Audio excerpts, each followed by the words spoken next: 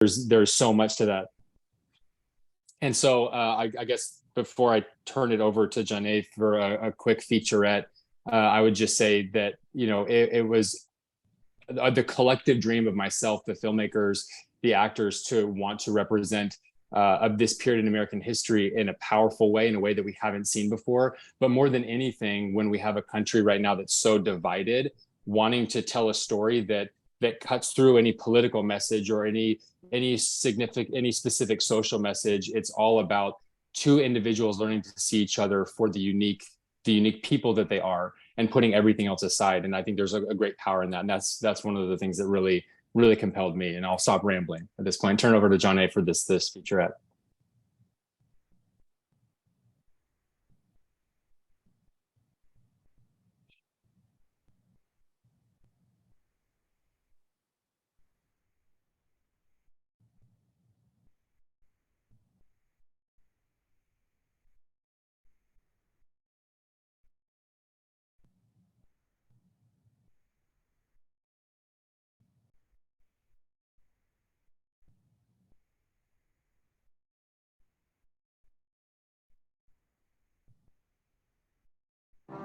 Or mess around here barking orders. I ain't been no slave since I ran out that plantation. These woods is my world. God can't hear me. Just as I'm hunting me, fugitive Negroes. I've seen them twice. In one day. They know about the railroad. Who? Slave runner. And it's me. I'm not a warrior like you, King. Yeah, you damn right you're not. You're a coward. We're gonna hunt you down like dogs. Hear me? Dogs. No rules in war. You got to find yourself, boy. Find yourself. That's why we're gonna win this war. We got a cause to. We got a reason to win. Ain't no hiding the truth, Will. The truth is just waiting to be found. And God damn it, we found it.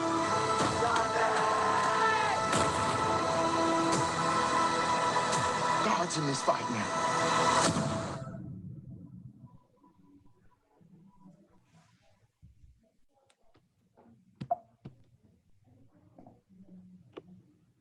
And we will send everyone a copy of the trailer as well as a featurette after the press junket.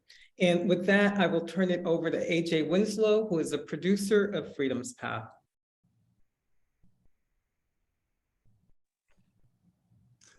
Hi there. What did you want me to speak to? I'm sorry, Martine. Just building any questions? No. If you would, please just begin by giving us a little bit of background about the music for Freedom's Path and the musical components and the cast. Okay, I'm sorry. Yeah, so the music behind Freedom's Path, I know very early on for Brett, as he was researching a lot of what he described before, he came across this group called the McIntosh County Shouters, which are part of the Gullah Geechee tribe down in the Carolina region. And they've been continuing on what their ancestors started a long time ago in what is called the, what's the shout called again, Brett? The ring shout. The ring shout. So very early on, we wanted to incorporate them into the film as characters to bring some real authenticity to where we were shooting in the region and that time period, but also wanted to really use their music to bring sort of the genuine aspect of that time period. And so bringing them in, if you listen to the score, our wonderful composer, Ryan Taubert, really incorporated a lot of for this guttural humming and even the ring shout, a lot of these different songs that the McIntosh County Shouters performed. And then we actually brought them into studio record some new tracks as well. So that's a pretty heavy element in the film, and just an additional part of what really made this feel authentic. And then cast, we it was a long journey for us. I mean, this was an independent film where, you know, we were restricted by budget and time, and really bringing on Jory Weitz, who's a phenomenal casting director, I believe is on this call as well, has just an incredible talent for seeing, knowing sort of who's coming up, but he really, with Gerran, RJ, and Ewen, I think saw it before any of us, and just felt like these guys could really fill the roles that we were seeking, and bringing them in. Even Gerran's like first, he sent us like sort of a read. I think you're still in London, and that the moment we saw it, it was like, oh my gosh, this is it. There wasn't very much time for rehearsal or really even getting to know each other, and it was, you know, the first day they were kind of thrown into it, and it was awesome to just see this bond on screen form, but then behind the scenes, these friendships really occur as well. So thank you, AJ. And before we start and I turn it over to RJ, we are going to play that trailer again so you can get a sense of what the movie is all about. So with that, Janae, I'll turn it over to you. If you can hit play, we can listen again. Hey, Mark. Hey, Mark.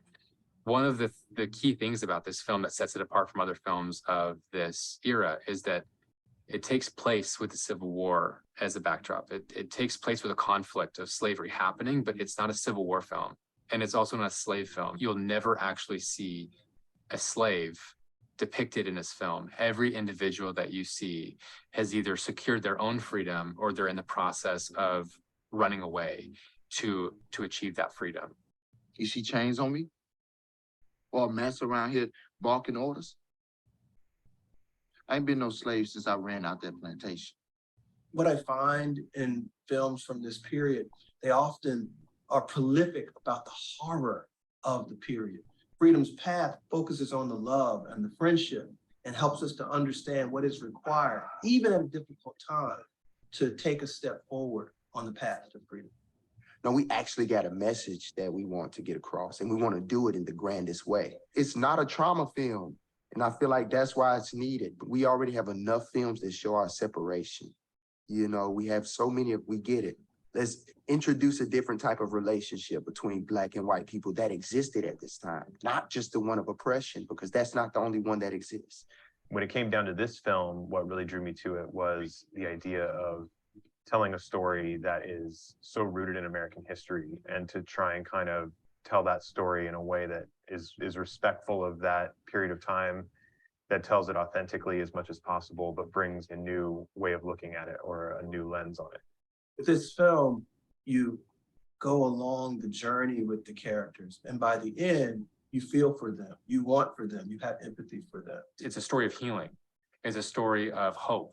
It's a story of hardship and tragedy, but in spite of that hardship and tragedy, incredible and profound things can come from it. And Freedom's Path just shows like a lot of the ways that you may understand somebody could be different. Like your so-called worst enemy from the social standpoint of you not knowing them could actually be your best friend, the one that you may have needed to meet to get to your next level, because we weren't trying to make you hate the white man or make you feel sorry for the Black. Like, no, you never seen Kitch weak in this movie. We just want to give you a good story. We're going to have to get to a place in society where we can look outside of groupthink, look outside of identity, and look at someone for the unique individual that they are. I think that is the essence of Freedom's Path. That is the story. That is everything that this is about. Nothing can make up for the power of the individual. This film tackles exactly that. And that has been a massive, massive influence and inspiration for me to try and tell the story and want to tell the story.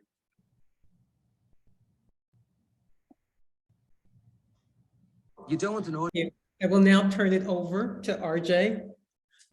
And RJ, R.j.cyler is the lead in the film, as well as an executive producer. Hey, how y'all doing? Freedom's Path really was like a sweet child that I found on my way up to, my level of career making now. And I feel like it was definitely a project that I needed, not just at the time, but in general. When I was first sent the script of Freedom's Path, it was the first script that I didn't put down in a long time after I started. Like usually I'll, go 30 pages and then, sit it down because I kind of get it. Then I'm ready to punch into whatever audition process or, things of that nature. But I kept wanting to read because it wasn't, as Brett said, it wasn't a Civil War film. Civil War was just a character of content, that was used to tell this beautiful story of friendship. And, I wouldn't even say just a regular friendship type of bond. Like that's a brotherhood that we got to watch, be developed throughout this film. And it was so beautifully told and very refreshing from a sense of not wanting to oppress one group or make another group feel like, just the sole oppressors. Like it was almost like the movies that we see now that are kind of centered around the subject or even this time period, they kind of all really mimic each other. It's a lot of the oppression, the beating, the killing of the demonization of certain things or whatever. It's just all the toxicity of what would be around this time. So the beauty of the film, it's almost like it would cost so much to just get to those beautiful parts. And Freedom's Path didn't make you have to give so much to have those sweet moments.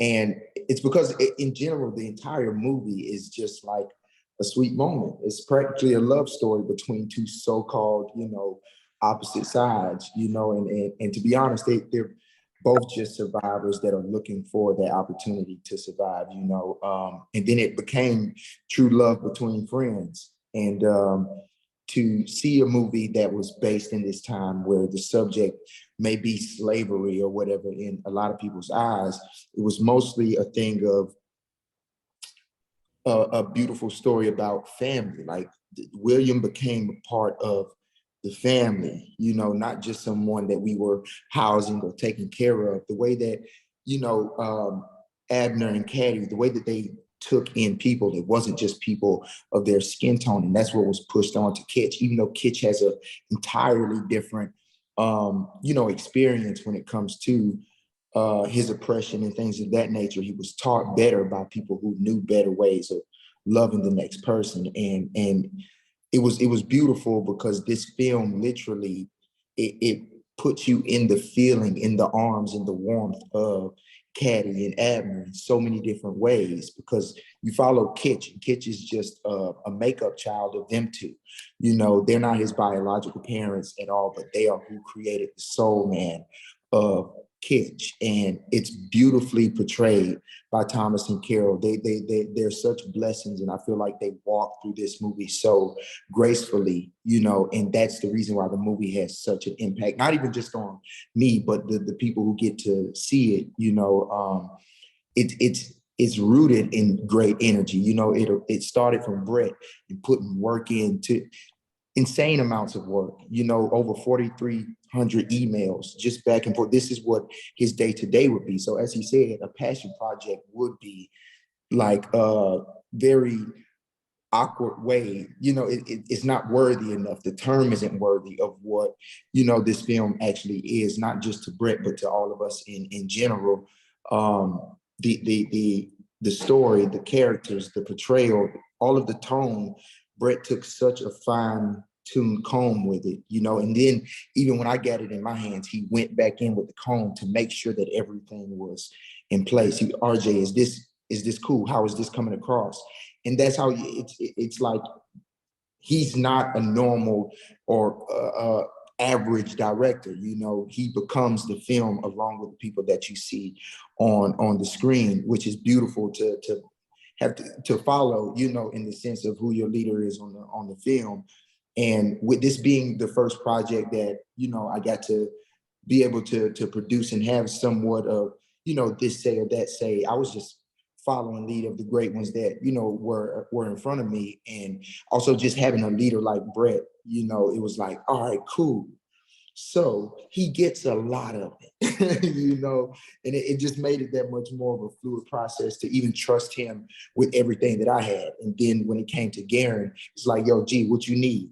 Because I was able to be that fluid, that open, that vulnerable in this space to where this story could be told, and it just came out so beautifully. And I couldn't have asked for a better opportunity to first stretch my producer wings, but also to be able to stretch a totally different acting characteristic of RJ, because mostly you'll see me in comedies and such, but this one, Kitch, made me lock into a different part of my mental space.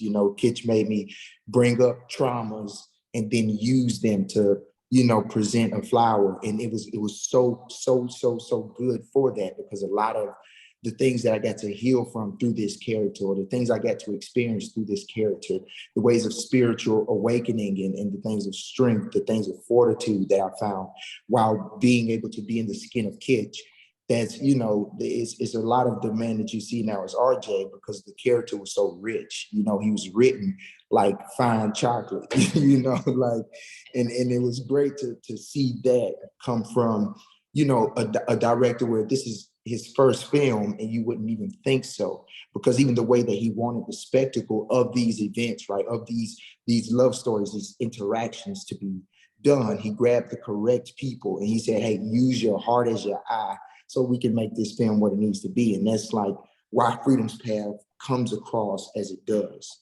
It's such a monumental film, not just because, to make you tear joke, but we made a very small budget, not just look great, but it feels so good. It doesn't make you choose a side. It doesn't make you feel biased towards anything. It allows you to make the choices along the way of the story to where you do want to know each and everything about not just Kitch, but also William. You want to know, what is he dealing with? How is he? You feel me? Like, you want to feel these characters throughout the whole movie.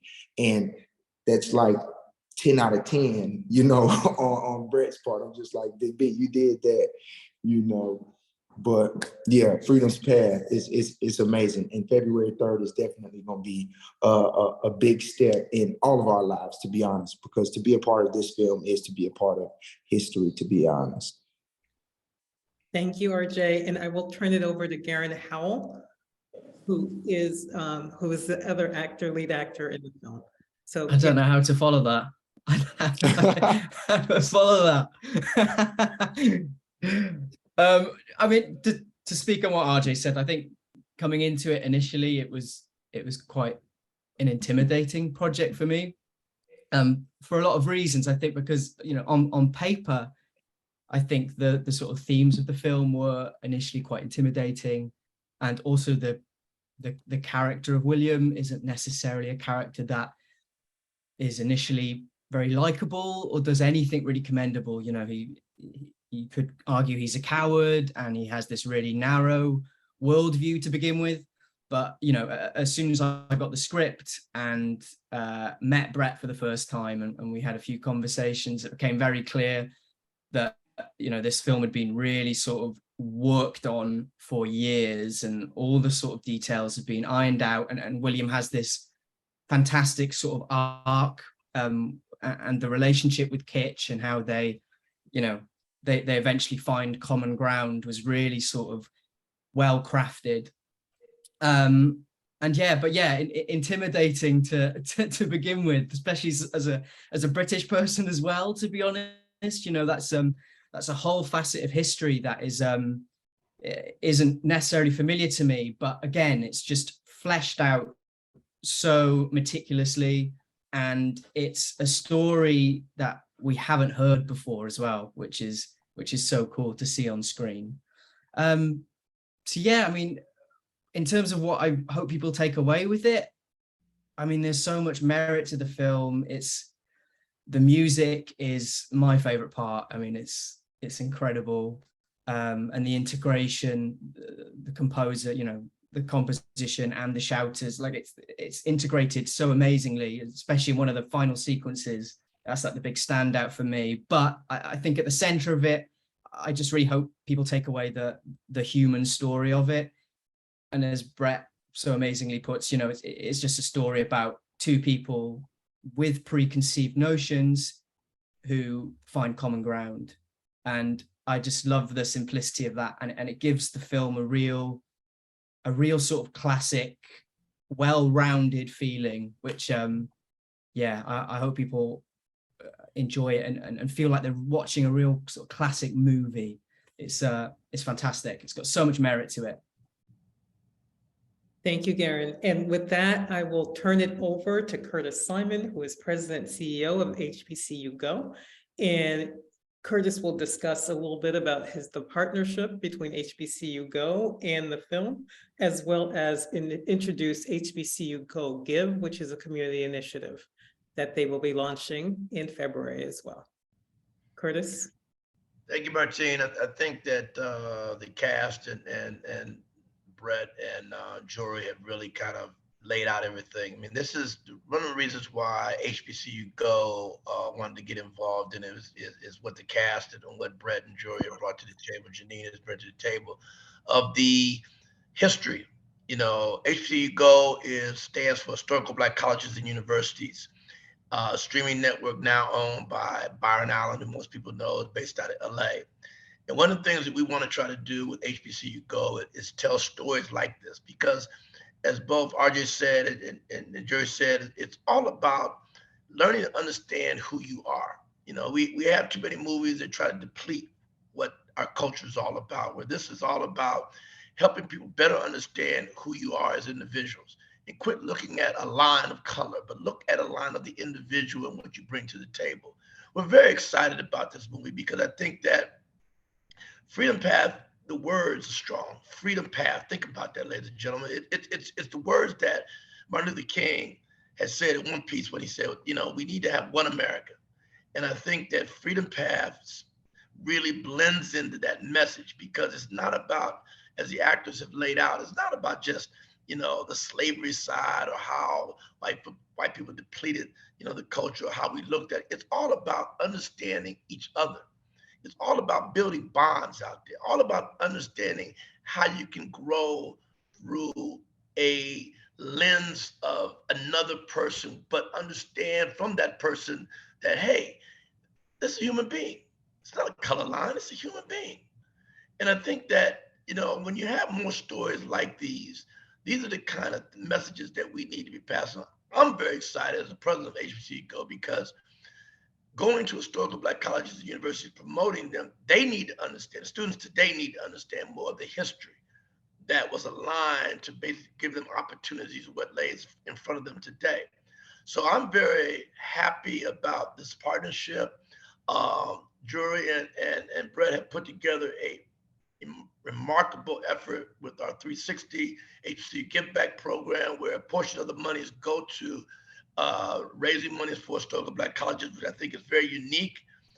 Most people just want to do movies like this and run, where they're showing that a give back. And we are very, very strongly positive growing with them.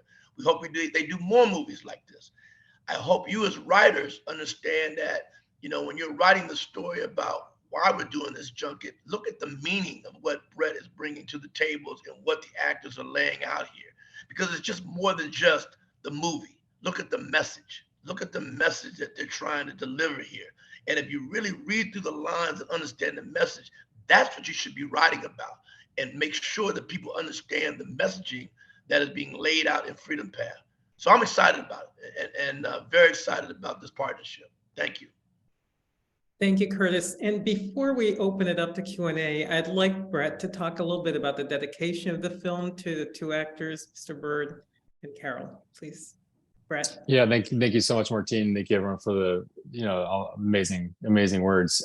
So Thomas Jefferson Bird and Carol Sutton play two supporting actors. They play the adopted father and mother figure of Kitch, who is portrayed by RJ. And we tragically lost both of them during the post-production process. Carol passed away in 2020 from complications of COVID, and Thomas was tragically actually murdered in Atlanta. and we actually lost them weeks apart. Thomas, I believe it was October, and Carol the very beginning of December, and so we dedicated the film to them. And I think it's both of their last film that they did. Both of them have had storied careers. RJ mentioned it. I think Gerran mentioned it. What these two brought to the table, like this, I think one of the biggest things I want people to understand as well is like, this is as independent of a film as you can get. There's no studio, there's no, production company behind this. This is filmmakers and actors that got together with a dream and bought in. And it was a brutal circumstances. And having two people of the caliber of Carol and Thomas, what they brought on set, what they brought to everyone on production, the actors, everybody, it cannot be overstated how incredible they are. And I think everyone's going to see how unique and special their performances are in this film. I think, I would never dare speak for them, but I can say on my behalf, I am so honored to have, their last film is this film with the role, with what they gave to it. They really put everything into it. They really bought in. In fact, Carol said to me just weeks before she passed that, I got to share a scene with her while she was recovering from some surgery that she just had.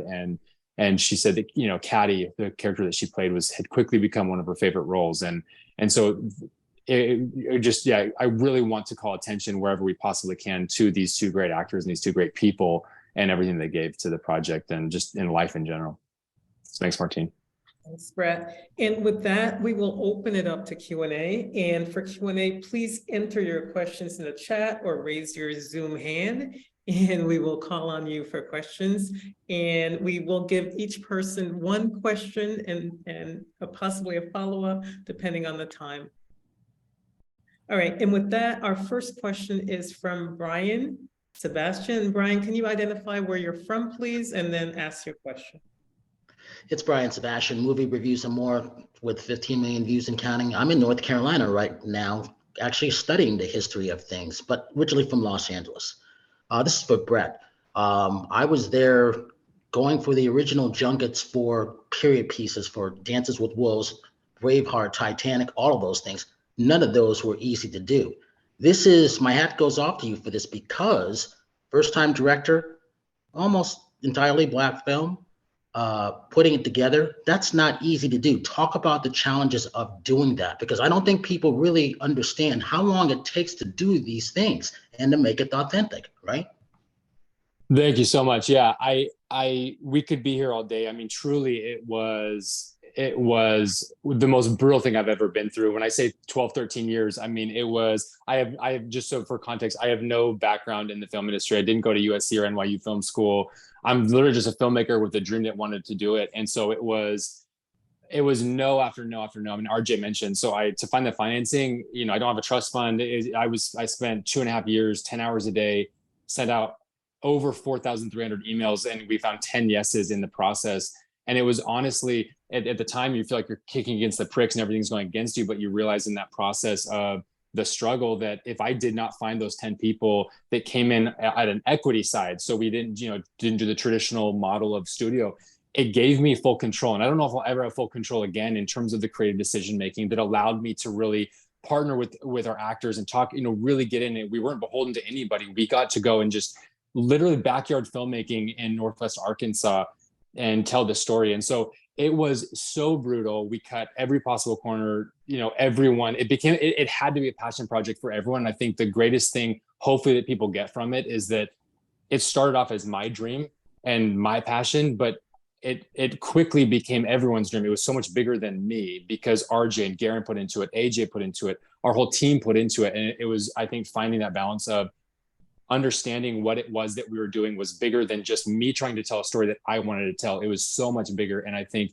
that collaborative process is what makes this have that warm feeling that RJ keeps talking about, at least from my perspective. But yeah, it was brutal. And I'll stop there, but I'm happy to sideline and give you more details because there's a lot, but I appreciate the question. Thanks, Brett. And with that, Jay Harris has a question for RJ. Hi, Janice Harris with Channel 4, the local station in Jacksonville, Florida. So I had a question for you, RJ, when you talked about this character and pulling from things from your past. Could you talk about anything attached to Jacksonville that helped you with your character? Oh yeah. So in Jacksonville, Florida, and that's like a really good. I like talking about my city. You know, not like my city, like I own the city, but you get what I mean. So I was a part of a program from my middle school years all the way past high school, called Black Male Explorers, and it was held at Edwards Waters College, you know, in Duval County, and the experiences throughout this camp, from fresh young men every single year, and we have to become brothers over this period of the summertime, you know. And when I like, it's not like it's hard. It is practically impossible. You know, we're all young, but by week 2, I'll give you the shirt off my back, and you know you'll give me the socks off your feet. You feel me? Like, it's that type of bond. So when I got to play Kitch, it was like I got to then pay homage to my boys, you feel me, that I grew up with in that aspect. And also a lot of my understanding of Black history and things of that nature, to the trueness of it, came from Black Male Explorers. You know, even though I took history, of course, you know, and I didn't fail that, but the things that I needed to know, right, about my culture and about the things that, you know, my ancestors kind of went through, the things before that they wish they could come teach me now, but I just have to learn them on my own.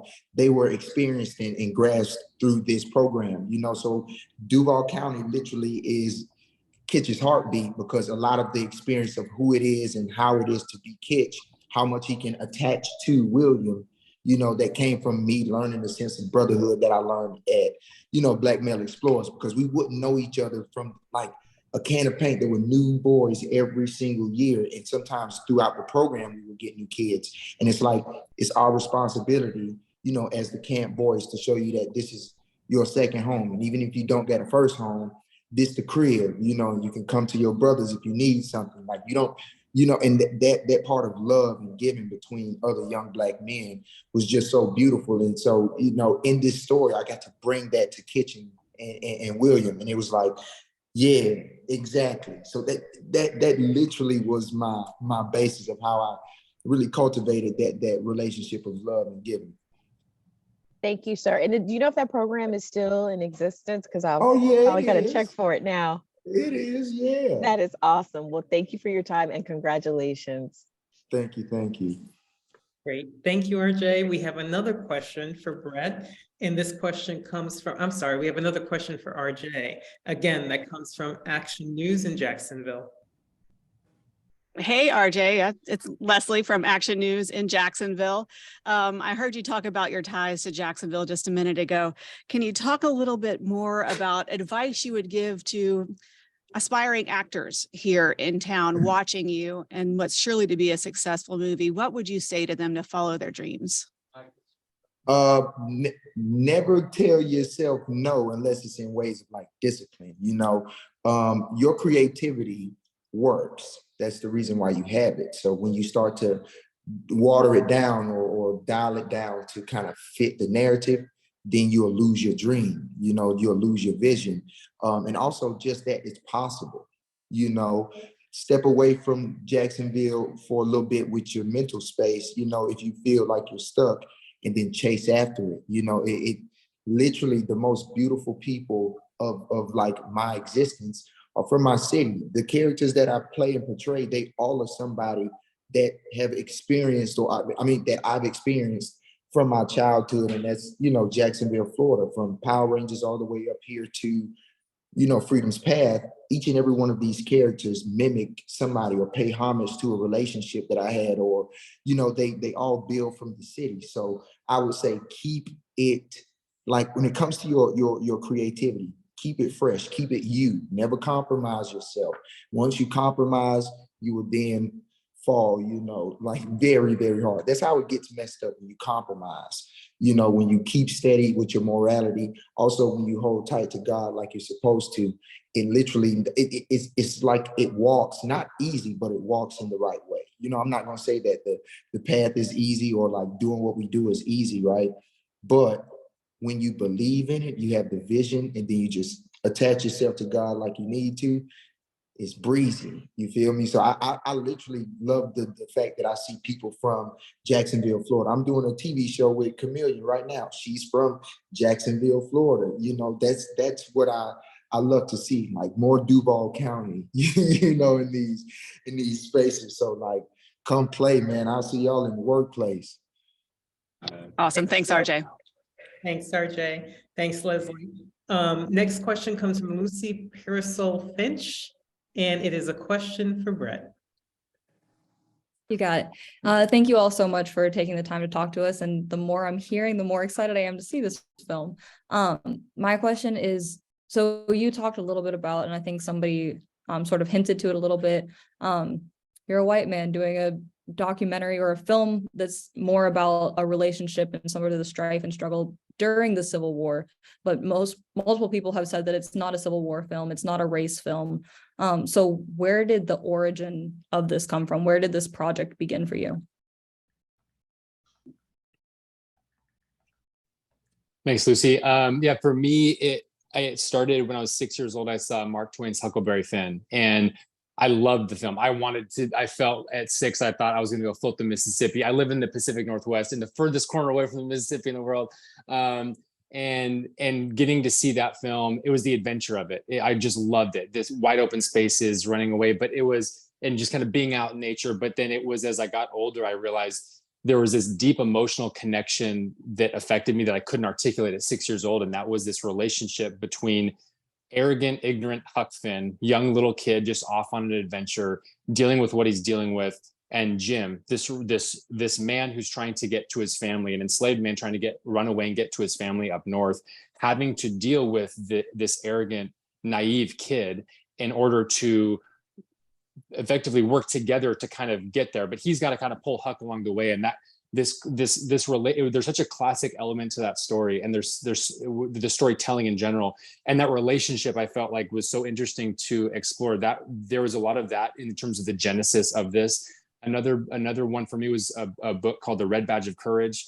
It takes place in the Civil War, and it's the first time really in film. I think it's Jack Huston directed it. John Huston did it, and it was one of the first films that really dives in and explores the concepts of post-traumatic stress, of the monotony of war. It wasn't romanticizing war. And so a lot of that got into this character of William, of, you know, this idea of, in this period of time, there's an honor and a valor of like, you go fight. This is what you do just for the sake of it in a lot of ways. And really kind of breaking down into the human element of what is an individual going through at this time. And then adding in that Huck-Jim relationship kind of, but wanting to explore it in a much deeper way. And I don't know if I mentioned this, but I don't think I actually said it, but flipping the narrative where it's our white character that's in need of rescue in this film, mentally, emotionally, physically, and spiritually. And that rescue comes by way of Kitch and Caddy and Abner and all these free Americans living in the South, doing this incredible thing, running a portion of the Underground Railroad. So it's kind of a really quick ballpark of, I guess, where the genesis of it. Great. Thanks. Yeah, thank you. Thanks, Lucy. Thanks, Brett. Brett, we have a question from Bradley for you. Bradley? All right. First off, thank you. Like everyone else said, thank you so much for taking time out to speak with us. My name is Bradley Clark. I'm with KTSU 2 News here in Houston, Texas Southern University. I just wanted to ask you, Brett, you've talked so much about just the impact and meaning of this film, but for audiences coming in, just what's the main thing you want them to take away from this? Oh man, fantastic question. I guess it'd be two-part. One, it is coming into it. I want people to know this is a film they have not seen before. You know, like I said, this is not a film about slavery or enslaved people. This is not a film about the Civil War. This is a story about free individuals and about individuals learning to see each other as the people that they are. I think it's interesting. We're kind of walking a darned if you do, darned if you don't from some people with these preconceived notions about the film itself, right? On the political right, you have some people saying, oh, it's a woke film because it's depicting free African Americans, or what, you know, rewriting history, which that's absolutely, completely not true. And then on the political left, you have some people saying, oh, another slave film, and it's absolutely not that. And so this notion of freedom, resistance, liberty, brotherhood, family, love, I want, if you can come into it with that understanding of seeing it with bring with it your perspective and whatever your opinions and feelings are, but at the same time come into it knowing that it is not what you likely anticipate, because if you come into it with that mindset, you're going to miss, I think, a lot of the really beautiful key elements of it. Thanks, Brett. We have a question, and thank you, Bradley, as well for your question. We have a question from Ro for Gerran. Hi, I'm Rhonda Moore. I'm here for the MTR Network. We're an online podcast of all Black critics and writers. And I've seen Freedom Path twice. And I watched it during the San Diego Film Festival and then started dragging people with me to see it. And I was just curious. My question is for Gerran, because as the sole white person who's responsible for kind of coming, look, I'm gonna just be real, coming into this narrative and trying to have to hold down, like, I'm the only person from the North, I'm the only person who's fighting on the side of the Union. There's a moment in the middle of this movie where you say something that I'm pretty sure every, at least Black person I know, has had a conversation with someone about the causes or reasons for the Civil War. Mm-hmm. And I'm curious, what was kind of what you did to educate yourself to sit in this space? Because you and RJ, y'all hold that scene down. And it's one of the few times where the pivotal moment and the pivotal narrative of what you're supposed to learn and take away from that moment isn't the word spoken from the white character. Kitch is doing the teaching, but he's not trying to make you see his point. He's not trying to make you realize what you said was real dumb. But he's doing it in a way that we don't really get in movies anymore because people are really touchy about that. Mm-hmm. So, as someone who you're Welsh, first of all, so you're coming from this from outside, and there's a deep history of, rebellion and oppression from that country alone, then having to come and sit here and then learn about what it looks like in America. What was the energy or your motivations, or how did you try to educate yourself to sit in the place for this character? I mean, I think it was just about just absorbing as much information as possible. So it was to begin with, it was just initially sitting down and, there's a lot of material on the Civil War and that part of history. So it was about absorbing all of that. It was about not necessarily forming that much of a strong opinion on it, because, I think where a lot of William's prejudices come from are simply fear. Like he's just scared, I think, a lot of the time.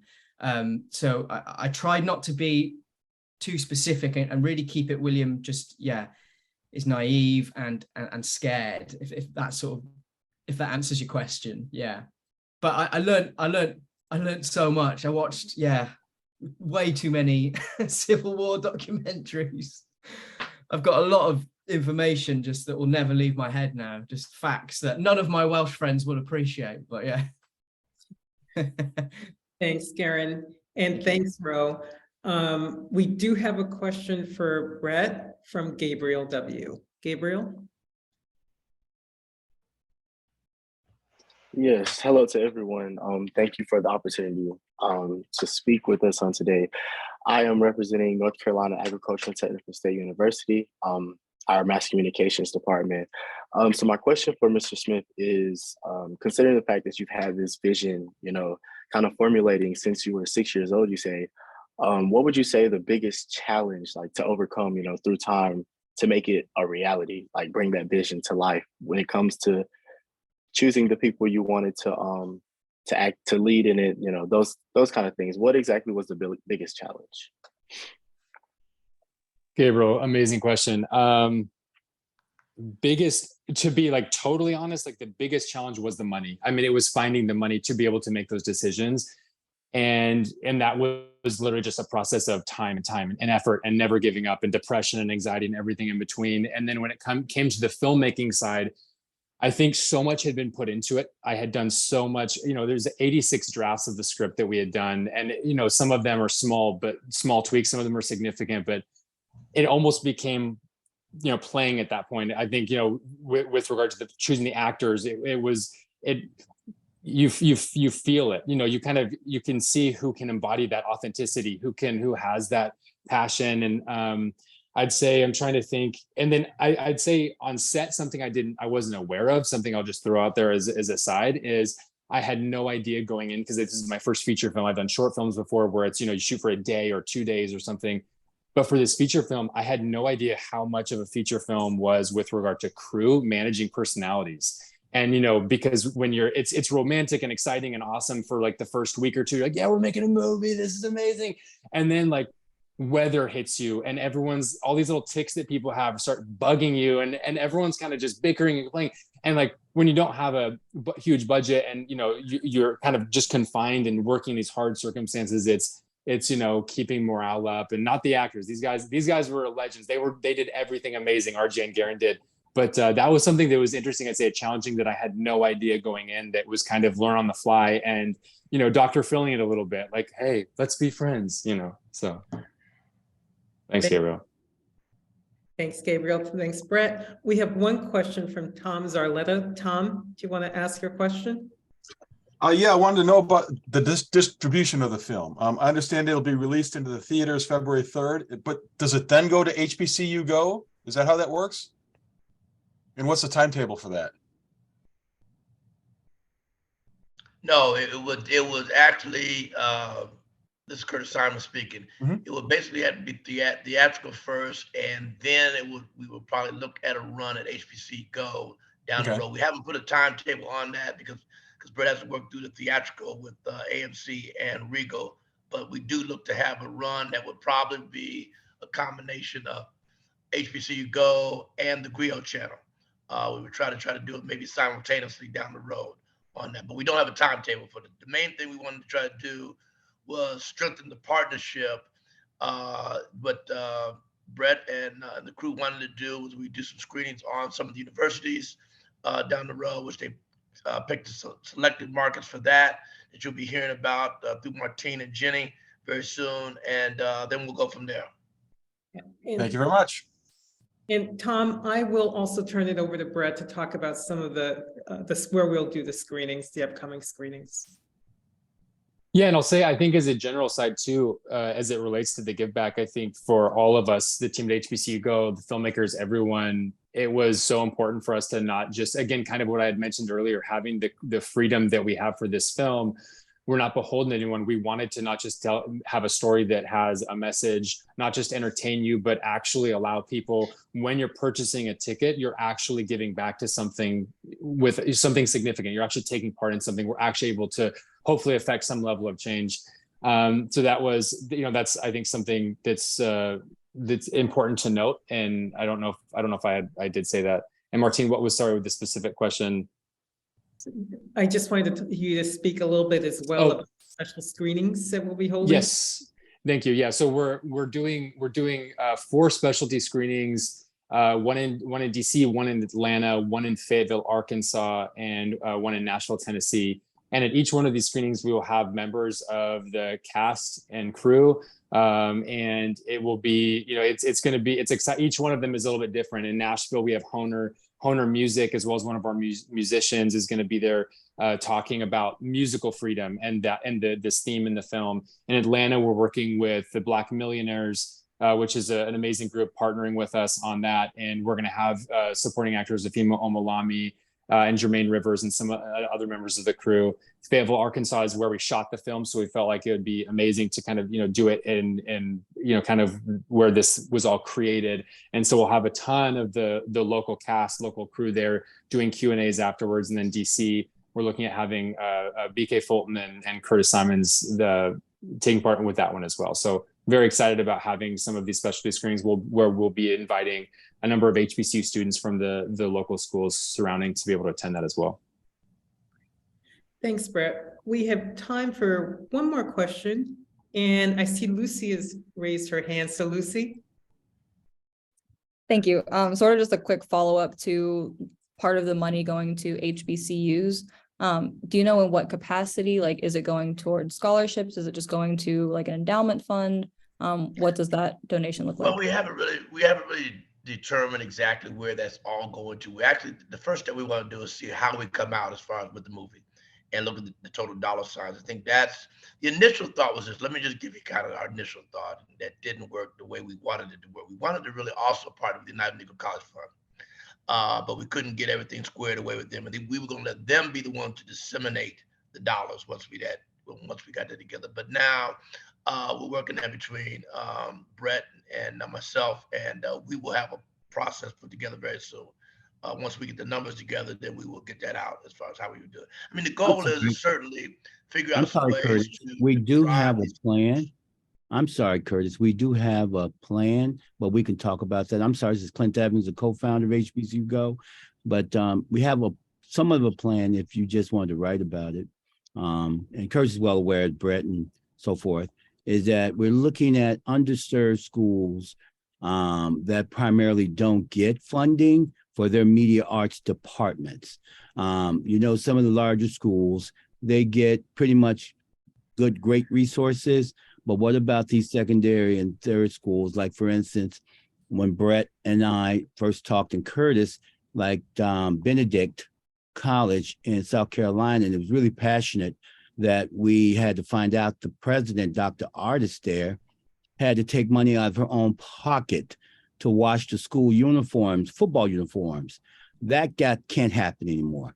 We got to lean in terms of corporate America and all of us to be able to find these resources to support these institutions in various different ways. So we looked at the media arts centers, and there's so much great project. There's so many qualified and very bright young people, like at North Carolina T, the Benedicts of the world, the Florida Memorials, the Texas Southerns. All of these great institutions got great media arts centers, and we want to be able to infuse more capital into these institutions to support their efforts to continue to motivate and encourage young people to pursue their path within the industry itself at large. Thanks, Clint, and everyone. That was Clint Evans, and Clint Evans is a general manager and co-founder of HBCU Go. And if there are no more questions, does anyone have any more questions? We're right on time. I just wanted to ask on one more thing. This is Bradley again. What were the name of the two actors who've passed away? Again, their full name. Brett, will you take that one? Yeah, it is Carol Sutton and Thomas Jefferson Bird. And you can see their body of work on IMDb as well. And with that, I thank everyone for coming, and we will be sending out the recorded press junket to everyone, as well as if you need screeners, please let us know. And again, thank you. If you need photos or anything else as well, they will be included in the presser information. Hey, Martina, I think you had one other comment. I think Nicole just popped on. Nicole Watson. Oh, I don't know. Nicole has a comment. Hello, Nicole. I appreciate my cohorts for making sure that I get in here as a producer on the broadcast side of television, but most importantly, as an instructor at North Carolina A&T, and knowing the importance of films like this to educate our students, to tell them how they need to take it further.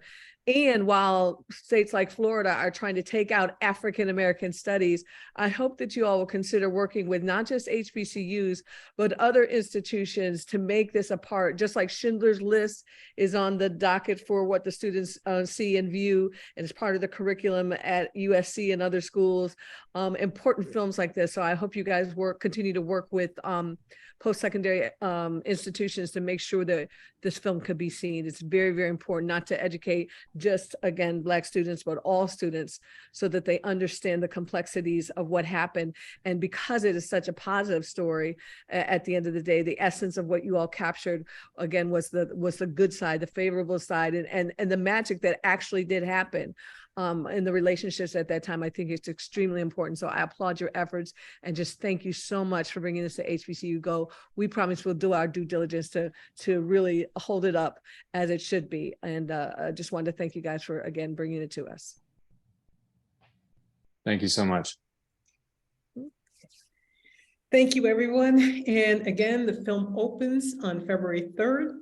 and 200 theaters across the country. And we are available if you have any questions, and hope to see you at the theater, and also hope to answer any questions you may have. Thank you again. Thank you. Bye, everyone.